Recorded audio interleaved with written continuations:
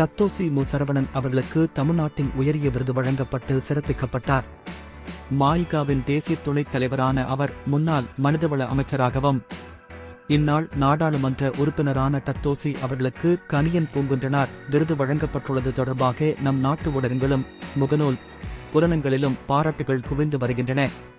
தமிழக முதல்வர் மு.க. ஸ்டாலின் அவர்களிடமிருந்து அவ்விருதை பெற்றுக்கொண்ட அவர் சமூக நலனுக்காகவும் வளர்ச்சிக்காகவும் ஆற்றி வரும் பங்களிப்பிற்கு பெருமை சேர்க்கும் வகையில் இவ்விருது வழங்கப்பட்டுள்ளது. மேலும் மலேசிய நாட்டில் தமிழ் மொழிக்காக அவர் ஆற்றி வரும் பங்களிப்பிற்கும் இலக்கிய பேச்சாற்றலுக்கும் பொருத்தமான ஒரு உயரிய விருதாக இவ்விருது வழங்கப்பட்டுள்ளதாக தமிழ் காவலர்கள் கருத்து தெரிவித்து வருகின்றனர். அயலக தமிழர்களுக்கான விருது விழா நேற்று சென்னை நந்தம்பாக்கத்தில் உள்ள வர்த்தக மையத்தில் தமிழக அரசின் ஏற்பாட்டில் நடந்தேறியது. தமிழக முதல்வர் மாண்புமிகு மு.க. ஸ்டாலின் அவர்களால் இவ்விருது வழங்கப்பட்டது குறித்து தத்தோசி அவர்கள் மகிழ்ச்சி பொங்க நன்றி கூறினார்.